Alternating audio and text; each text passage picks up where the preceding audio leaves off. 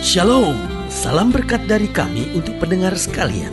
Saat ini pendengar akan diberkati dengan program Hari Ini Harinya Tuhan bagian yang ke-8. Sebuah program rohani tentang doktrin Alkitab yang menolong kita untuk semakin tertanam dalam kebenaran firman dan bertumbuh dalam kemuliaan. Bersama hambanya, Pendeta Gilbert Lumwendong, STH. Banyak orang merasa doktrin Alkitab sebagai sesuatu yang membingungkan. Tetapi tahukah saudara bahwa doktrin Alkitab intinya adalah memahami Alkitab dengan benar, dengan pemahaman yang sistematis, sehingga kita terus dapat tertanam di dalam kebenaran firman, sehingga kita terus bertumbuh di dalam kemuliaan Allah. Buka hati saudara sekalian untuk menerima berkat-berkat firman-Nya hari ini. Kekudusan adalah salah satu topik di dalam kekristenan yang paling tidak menyenangkan, paling tidak mendatangkan gairah bagi jemaat, karena mungkin jemaat lebih tertarik untuk mendengar khotbah tentang berkat, tentang mujizat, tentang Allah yang dahsyat, tentang janji-janji Allah yang disediakan, atau mungkin yang menarik-menarik seperti neraka, tentang akhir zaman. Dan topik-topik tema-tema seperti itu dianggap bergairah, mendatangkan rasa ingin tahu, bahkan keinginan orang untuk mengalaminya. Tetapi kalau kita bicara tentang kekudusan, maka sebagian jemaat akan berkata, wah mau tegur dosa lagi, wah mau menyerang saya lagi, wah mau menyatakan saya kesalahan lagi. Lihat saudaraku yang kasih dalam Tuhan, seringkali kekudusan dianggap sebuah topik yang sangat tidak menarik. Tetapi tahukah saudara bahwa kunci dari segala sesuatu seringkali adalah kekudusan. Bagaimana rumah tangga itu bisa bahagia, yaitu jika rumah tangga itu mempertahankan kekudusan. Bagaimana berkat bisa mengalir dalam hidup kita, yaitu jika kita hidup di dalam kekudusan. Bagaimana jika kita mau menjalani hari-hari depan yang penuh kemenangan, yaitu jika kita jalani dengan kekudusan.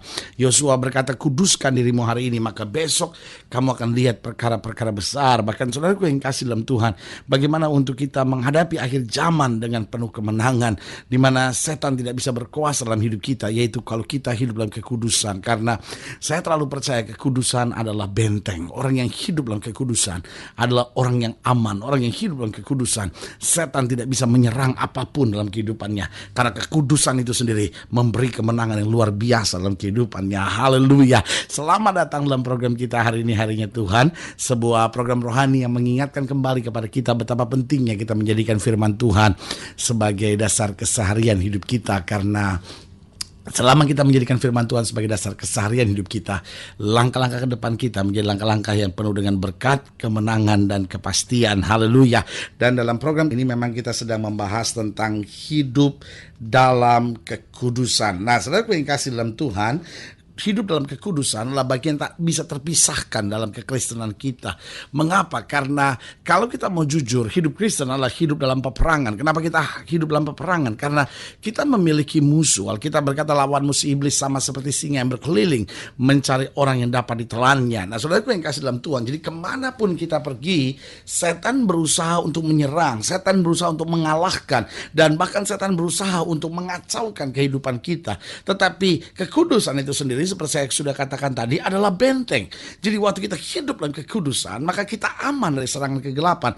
Nah, bukan hanya kita aman dari serangan kegelapan waktu kita kudus, tapi waktu kita kudus juga kita akan dekat dengan Tuhan. Karena Alkitab jelas bilang, berbahagialah orang yang bersih hatinya, karena orang yang seperti ini akan melihat Allah. Jadi orang yang kudus akan melihat Allah. Orang yang kudus akan berjalan dalam kemenangan. Orang yang kudus yang akan melihat kuasa Allah terjadi nyata dalam kehidupannya. Berarti saudaraku yang kasih dalam Tuhan, penting sekali kita menekankan kehidupan kudus. Apa artinya sudah pergi ke gereja tiap minggu tapi tidak hidup dalam kekudusan? Apa artinya sudah pergi ke gereja? Apa artinya sudah baca Alkitab? Apa artinya sudah seorang suami yang baik terhadap istri, tapi di luar punya wanita lain, di luar pergi ke pelacur, di luar pergi kepada tempat-tempat yang salah. Saudaraku yang kasih dalam Tuhan, apa yang terjadi? Engkau kelihatannya suami yang baik, engkau pandai bermain sandiwara, tetapi kalau istrimu tahu segala sesuatunya, istrimu akan tambah kecewa dan sakit hati.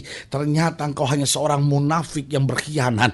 Saudaraku yang kasih dalam Tuhan, Tuhan mencari orang-orang yang mau bayar harga yang bernama kekudusan. Karena jika kita hidup dalam kekudusan, maka kita akan melihat kuasa Allah sungguh sangat luar biasa dalam hidup kita. Haleluya. Nah, dalam 1 Tesalonika 4 itu yang sedang kita bahas hari ini dalam topik pembahasan kita tentang kekudusan ini, dalam 1 Tesalonika 4 ayat yang pertama sampai ayat yang ketiga itu yang kita mau bahas. Dikatakan demikian firman Tuhan, 1 Tesalonika 4 ayat 1 sampai ayat yang ketiga. Akhirnya saudara-saudara, kami minta dan nasihatkan kamu dalam Tuhan Yesus. Kamu telah mendengar dari kami bagaimana kamu harus hidup supaya berkenan kepada Allah. Hal itu memang telah kamu turuti, tetapi baiklah kamu melakukannya lebih bersungguh-sungguh lagi. Kamu tahu juga petunjuk-petunjuk mana yang telah kami berikan kepadamu atas nama Tuhan Yesus.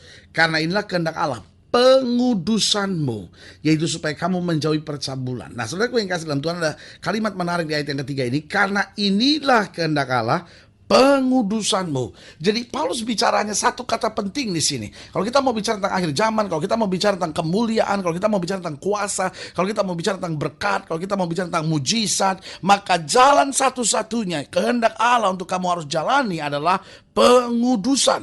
Berarti Alkitab mau tekankan buat kita bahwa hidup Kristen kita harus adalah hidup di dalam kekudusan. Nah, ada banyak orang yang berkata, ya tapi kan kita ada dalam dunia yang cemar, kita ada dalam dunia yang serba penuh dengan kejahatan, kita dalam dunia yang menganggap dosa itu biasa. Nah, bagaimana kita bisa hidup di dunia seperti ini lalu hidup dalam kekudusan? Ada banyak orang berkata, oh itu sesuatu yang gak mungkin, itu sesuatu yang mustahil. Nah, saudaraku yang kasih dalam Tuhan, saya percaya Allah adalah Bapa yang baik. Sebagai Bapa yang baik, Dia pasti perintahkan sesuatu buat kita, yaitu sesuatu yang kita bisa kerjakan, sesuatu yang mampu kita kerjakan. Gak mungkin Dia perintahkan sesuatu kalau kita gak mampu kerjakan. Itu sama seperti orang tua yang suruh anaknya berumur 3 tahun mungkin, nak, genteng bocor, kamu naik ke atas, kamu perbaiki genteng. Saudaraku yang kasih dalam Tuhan, anak umur 3 tahun ini gak mungkin bisa kerjakan sesuatu yang seperti bapaknya perintahkan itu. Kenapa? Karena terlalu berat buat dia. Dan Bapak yang baik juga tidak mungkin akan beri perintah seperti itu. Nah, siapa Bapa kita itu? Bukankah kita tahu Dia Bapa yang baik? Dia mengerti kita. Bahkan Alkitab berkata Tuhan tidak pernah berikan pencobaan lebih daripada kemampuan kita. Berarti Allah tahu persis batas kekuatan kita. Allah tahu siapa kita. Bahkan Daud berkata Dia ingat bahwa kita ini debu. Nah, saudaraku yang kasih dalam Tuhan, kalau Dia tahu batas kekuatan kita, gak mungkin Dia perintahkan sesuatu yang kita gak mungkin kerjakan. Kekudusan adalah sesuatu yang mungkin, sesuatu yang bisa, bahkan sesuatu yang harus kita kerjakan dalam hidup kekristenan kita. Nah, pertanyaannya bagaimana kita dapat hidup dalam kekudusan? Yang pertama, coba saudara lihat pada ayat yang pertama di sini dikatakan, akhirnya saudara-saudara kami minta dan nasihatkan kamu dalam Tuhan Yesus. Kamu telah mendengar dari kami bagaimana kamu harus hidup supaya berkenan kepada Allah. Berarti yang pertama di sini saya pelajari bagaimana kita bisa hidup dalam kekudusan, ya kalau kita mau mendengar nasihat. Nah, saudaraku yang kasih dalam Tuhan, Allah sudah sediakan segalanya untuk kekudusan. Allah berikan firman, Allah berikan Roh Kudus untuk memampukan kita, menguatkan kita. Bahkan Allah sediakan pengampunan kalau kita gagal. Waktu kita gagal, kita minta ampun. Alkitab berkata, walaupun dosamu merah seperti kermisi, akan diputihkan putih seperti salju. Walaupun dosamu merah seperti kain kesumba, akan diputihkan seperti bulu domba. Nah, Alkitab mau jelaskan buat kita. Jadi, pengampunan Allah mengembalikan kita pada posisi kesempurnaan. Jadi di sini jelas sekali bahwa Allah menyediakan firman, Allah menyediakan Roh Kudus, Allah menyediakan pengampunan hanya untuk memberi kemampuan buat kita bahwa kita hidup dalam kekudusan. Tetapi seringkali persoalannya kita menjadi orang yang tidak mau dengar nasihat. Khotbah pendeta itu adalah nasihat. Teman kita yang memberitahu, orang tua kita yang memberitahu, istri yang memberitahu, suami yang memberitahu, adik yang memberitahu, kakak yang memberitahu, orang-orang di pekerjaan yang memberitahu, bos kita, anak buah kita mulai memberitahu sesuatu, atau rekan lama kita memberitahu sesuatu. Nah, saudaraku yang kasih dalam Tuhan, itu adalah bagian-bagian dari nasihat. Nah, tapi pertanyaannya, maukah kita mendengar nasihat? Kadang-kadang suara hati kita juga, suara itu mulai menasihati kita. Jalan ini salah, kamu gak boleh begitu, kamu sudah terlalu kasar, kamu terlalu keras, kamu terlalu egois. Tapi sering seringkali kita tidak mau dengar nasihat. Sehingga persoalannya bukan kita tidak mampu hidup dalam kekudusan, tapi persoalannya kita tidak mau mendengar nasihat. Saya percaya betul orang-orang yang mau mendengar nasihat adalah orang-orang yang mampu berjalan dalam kekudusan.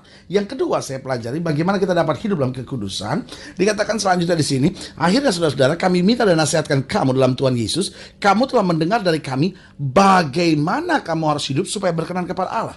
Berarti yang kedua, bagaimana kita bisa hidup dalam kekudusan, yaitu jika kita mau berjuang agar kita berkenan kepada Allah. Artinya begini, kita udah tahu firman Tuhan, ya kan? Kita sudah mengerti apa yang benar, kita sudah mengerti bagaimana menjadi suami yang baik, kita sudah mengerti bagaimana menjadi istri yang baik, kita tahu apa yang nggak boleh, yang istri kita nggak suka, apa yang suami kita nggak suka, kita tahu apa yang orang tua kita misalnya nggak suka, kita tahu apa yang nggak bagus buat dunia ini, kita tahu apa yang tidak berkenan kepada Allah. Nah, seringkali kita tidak mau berjuang, kita langsung berkata, saya ingin tapi saya nggak mampu. Soalnya gue yang kasih dalam Tuhan, kalau kita berjuang, Roh Kudus akan memampukan kita, kita pasti bisa. Hanya persoalannya seringkali bukan kekudusan itu yang sulit, kitanya yang seringkali tidak mau berjuang untuk berkenan kepada Allah. Seringkali kita tahu apa yang berkenan kepada Allah, tapi kita tidak mengerjakannya. Yang ketiga, bagaimana kita dapat hidup kudus. Masih di ayat yang pertama dikatakan, akhirnya saudara-saudara, kami minta dan nasihatkan kamu dalam Tuhan Yesus. Kamu telah mendengar dari kami bagaimana kamu harus hidup supaya berkenan kepada Allah. Hal itu memang telah kamu turuti, tetapi perhatikan baik, baiklah kamu melakukannya lebih bersungguh-sungguh lagi. Jadi yang ketiga, bagaimana kita mampu untuk hidup dalam kekudusan di tengah dunia yang penuh dosa ini. Yang ketiga, jalani segala sesuatu dalam hidup kita dengan kesungguhan. Jalani segala sesuatu dalam hidup kita dengan kesungguhan. Paulus bilang, kamu memang sudah mulai melakukan kehendak Tuhan. Kamu memang sudah mulai melakukan hal-hal yang baik dalam hidupmu. Tetapi aku minta kepadamu, jalani dengan lebih sungguh-sungguh lagi. Artinya apa? Artinya kita jangan cepat menyerah. Kadang-kadang kita berkata, aduh saya sudah berusaha, tapi selalu saya suami yang salah di hadapan istri saya. Selalu saya sudah berusaha, tapi saya selalu istri yang keliru di depan suami saya. Lalu kita mulai menyerah. Nah, saudara yang kasih dalam Tuhan, setan ingin sekali kita menyerah.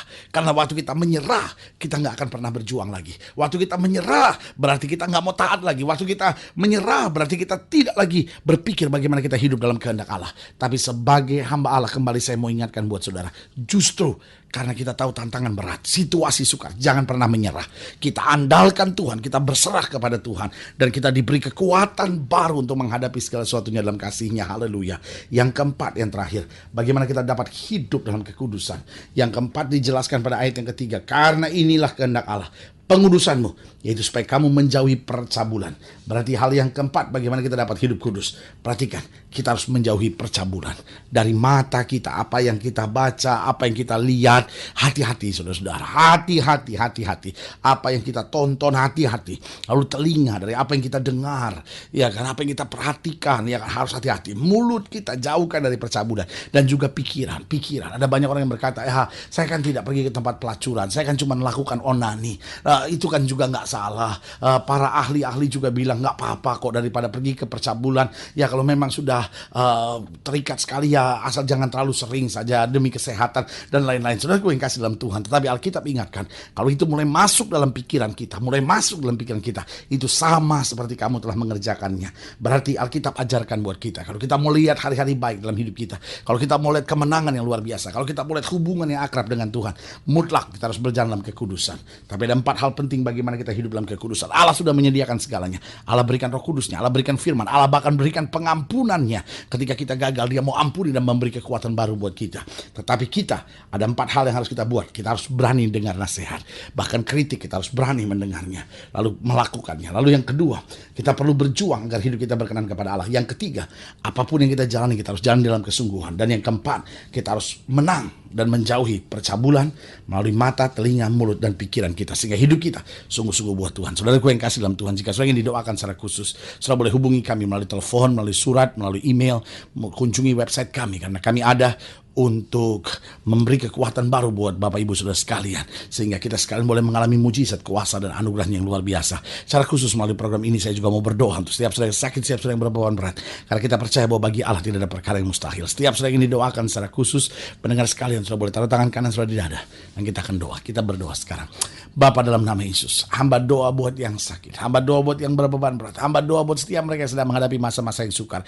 Hamba berdoa untuk setiap mereka yang rindu untuk mulai hari hari ini hidup senantiasa dalam kekudusan. Berikan Roh Kudus-Mu memampukan kami untuk berjalan dalam kemuliaan dan kekudusan-Mu. Bawa kami dalam pengalaman-pengalaman mujizat untuk melihat kuasa-Mu yang dahsyat dan luar biasa. Di dalam nama Yesus kami berdoa dan bersyukur. Haleluya. Amin. Saudaraku yang kasih dalam Tuhan, kita sudah berdoa dan kita tahu Allah tidak pernah lalai menepati janjinya. Inilah saatnya buat kita untuk bangkit bersemangat, bersuka cita dalam menghadapi segala perkara, karena kita tahu bersama Yesus kita cakap menanggung segala perkara. Doa saya menyertai saudara. Sampai berjumpa pada program berikut, dan jangan lupa jadikan hari ini harinya Tuhan. Haleluya.